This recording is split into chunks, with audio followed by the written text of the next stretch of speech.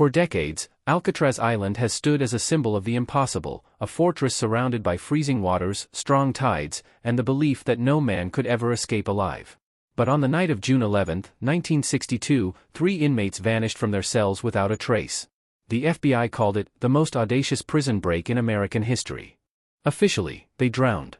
Unofficially, no one ever found their bodies.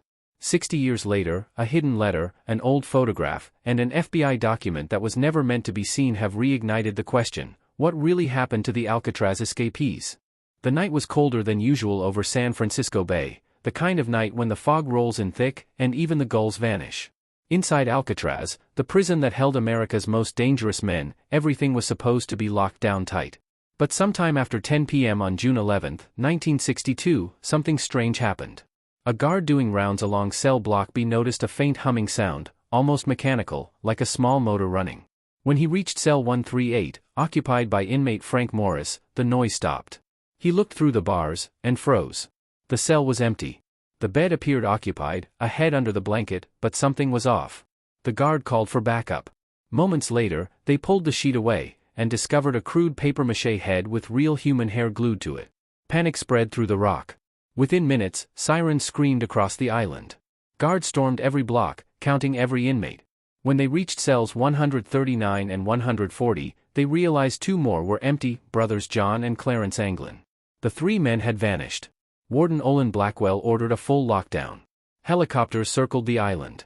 The Coast Guard flooded the bay with searchlights. But as dawn crept in, all they found floating near the prison's edge were a few shreds of rubber, a paddle, and a piece of plastic thought to be part of a raft. The FBI arrived within hours. Agent Arthur Connors, a man known for breaking impossible cases, took one look at the scene and muttered, "If they made it off this island, they're ghosts." But the investigation quickly revealed that this escape wasn't spontaneous. It had been planned for months, maybe years.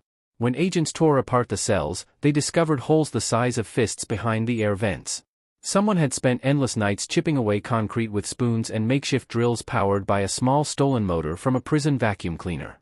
The noise had been cleverly masked by the daily din of the prison band and the roar of pipes during evening showers. Behind each cell was a hidden corridor, a maze of pipes and darkness. The men had crawled through it, climbed upward to a utility area, and then onto the roof.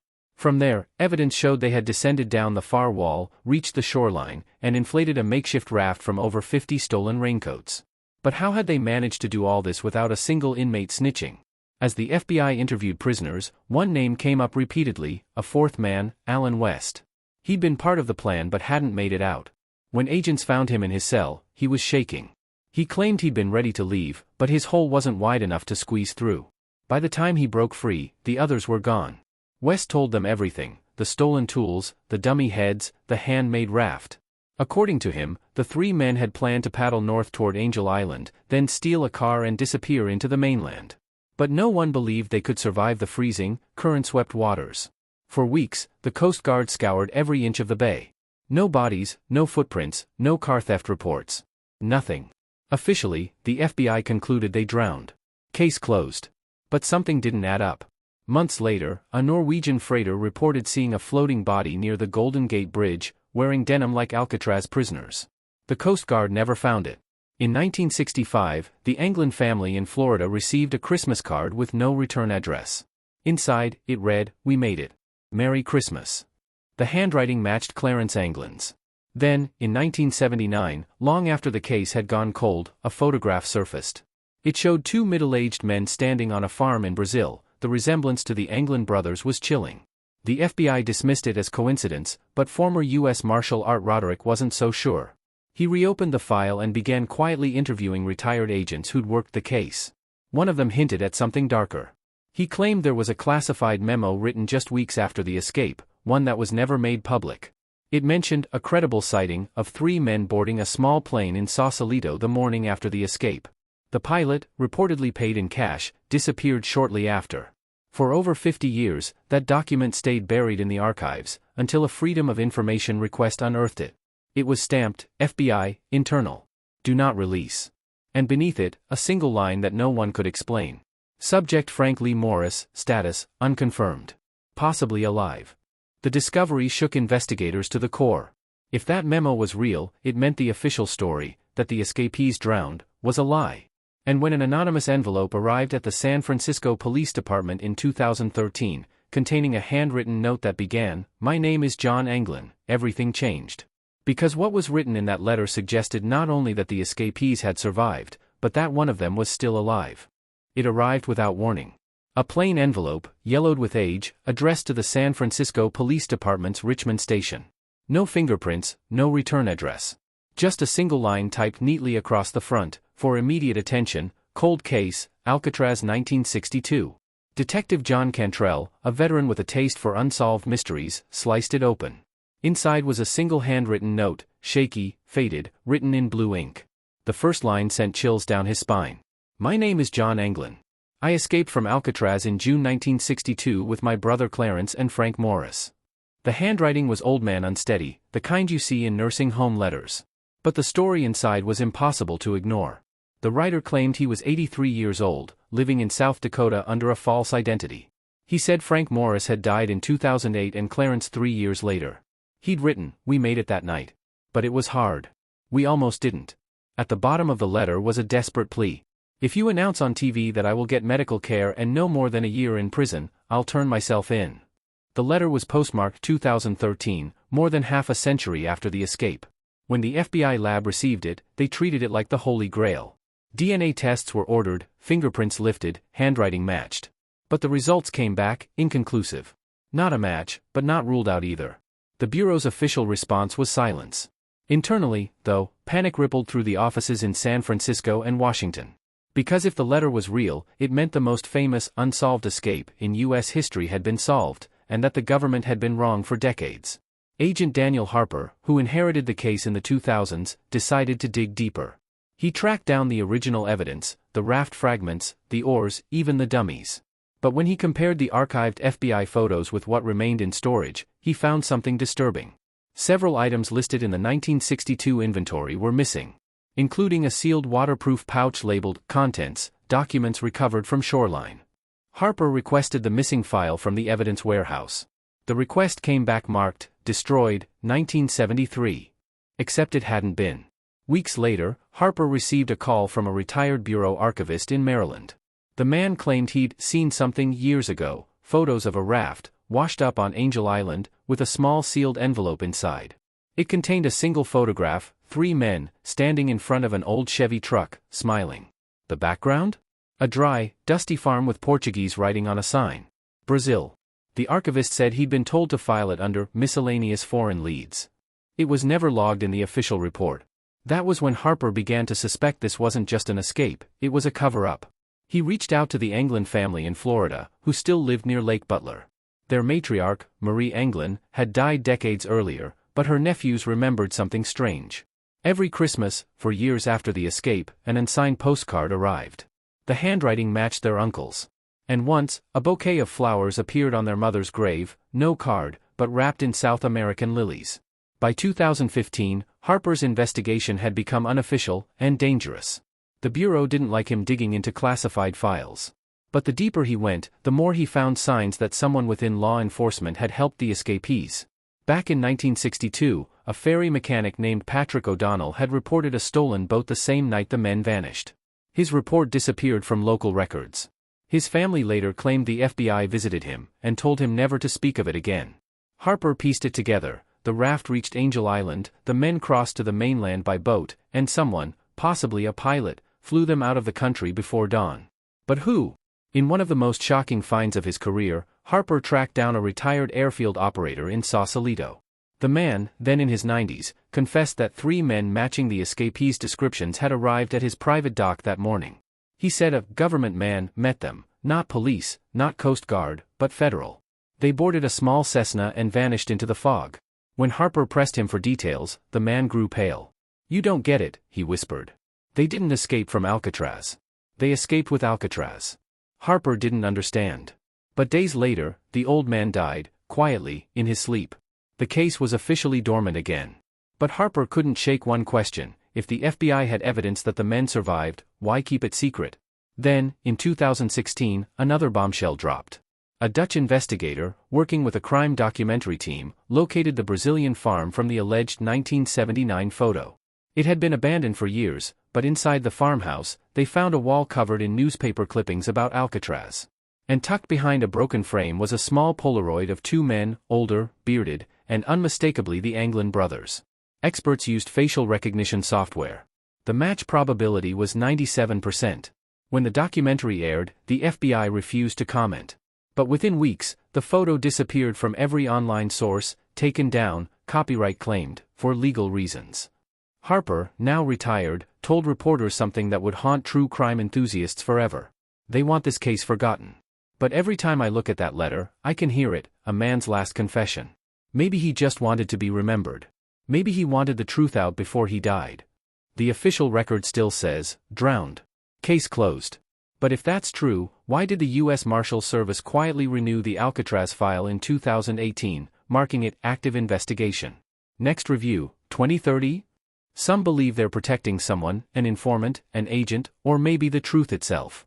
Because if Frank Morris and the Anglin brothers really did survive, someone powerful helped them disappear. And the last surviving witness, the one who wrote that 2013 letter, might still be out there. When retired FBI agent Daniel Harper began connecting the dots between the 1962 escape and the classified documents he'd uncovered, one file stood out, marked Operation Bluebird, Confidential.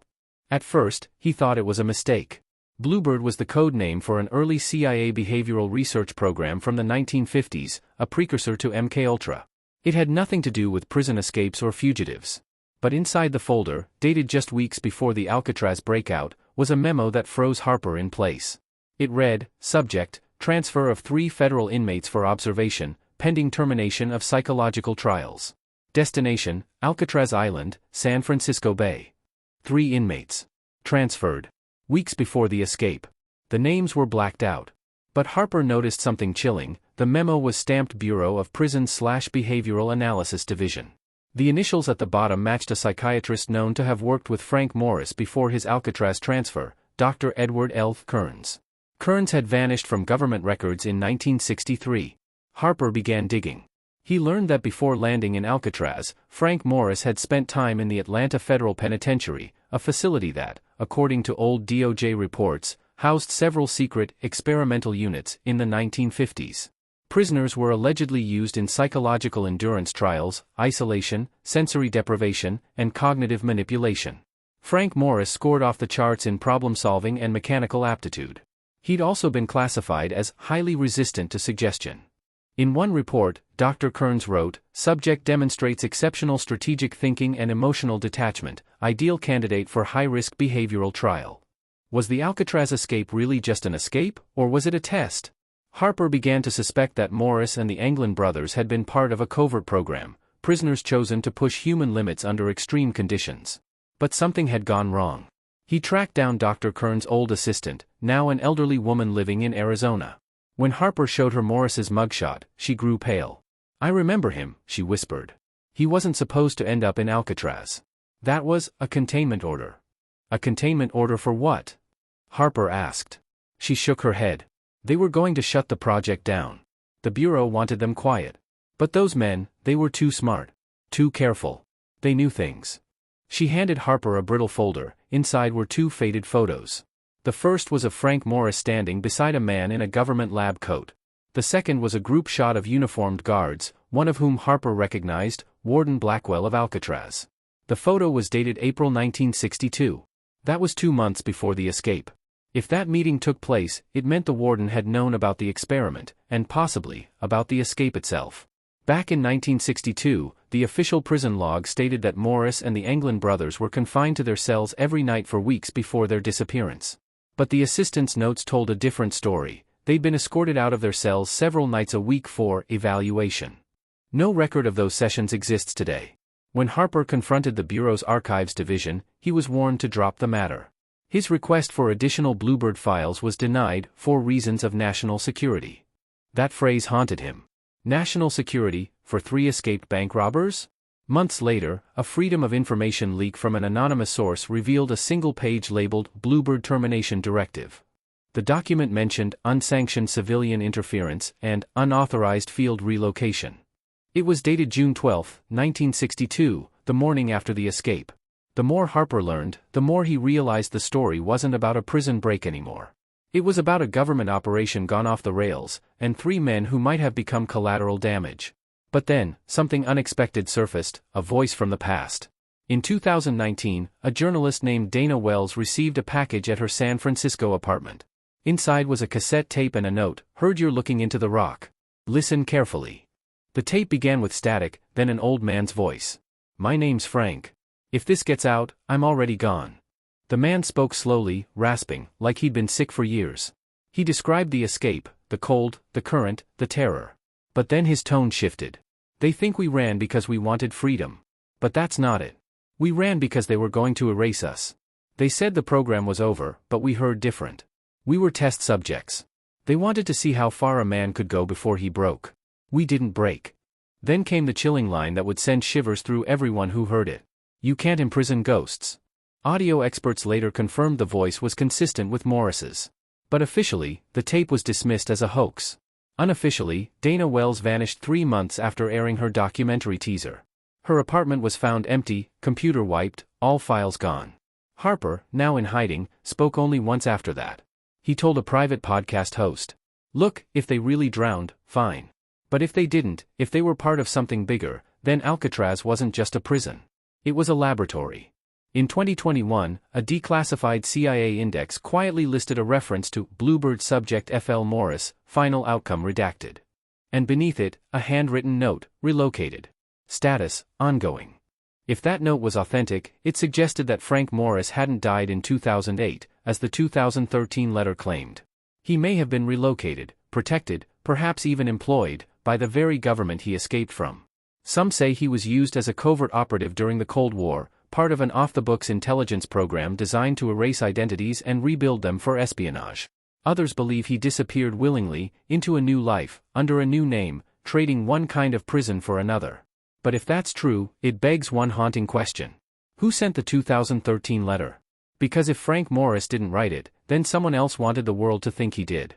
And the reason why would soon lead investigators to a final, devastating revelation, one buried deep in the archives beneath Quantico.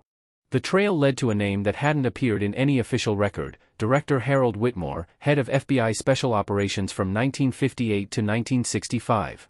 He was the man responsible for overseeing national security projects that never appeared in budget reports, never made it to congressional hearings, and never existed on paper. After months of digging, Daniel Harper discovered that Whitmore personally signed the Bluebird termination directive dated June 12, 1962, the morning after the Alcatraz escape. The directive referenced subjects successfully relocated under joint authority. Subjects. Not fugitives. Harper knew then that the answers wouldn't be in case files or coastal reports. They'd be in Quantico's Cold Case Vault, a secure underground archive used to store evidence from unsolved crimes, covert projects, and classified investigations. Access required 3 clearances. He had 2. The third, he got through a favor from someone who owed him. Inside the vault, the air was cold, sterile, humming with fluorescent lights. Rows of metal shelves stretched endlessly, filled with forgotten files and evidence boxes marked in red, "Do not release." And there, under a section labeled 1960 to 1965 Confidential Operations, Harper found a box with a faded tag. Alcatraz, Op. Bluebird, Restricted. He placed it on the table and opened it. Inside were photographs, logs, and a reel of film labeled Project Debrief, Brazil, 1965. The first photo showed a dirt airstrip surrounded by palm trees. Standing beside a Cessna were 4 men, 2 in civilian clothes, 2 in suits. One of the civilians was unmistakably Frank Morris, older, sunburned, but alive. The 2 men beside him? The Anglin brothers. They were shaking hands with a man in a dark suit wearing a bureau lapel pin. On the back of the photo, someone had written, "Successful extraction. Operation closed." Harper's hands trembled as he loaded the reel into the old projector. The film flickered to life, grainy black and white footage. A government agent asked questions in a calm, clinical tone. Frank Morris answered, seated, looking wary but composed. "Agent, how long were you in the water?" Morris, "About 45 minutes. Current carried us north, like we planned." "Agent, and your contacts?" Morris, "Met us on the shore. We didn't think they'd show." "They did."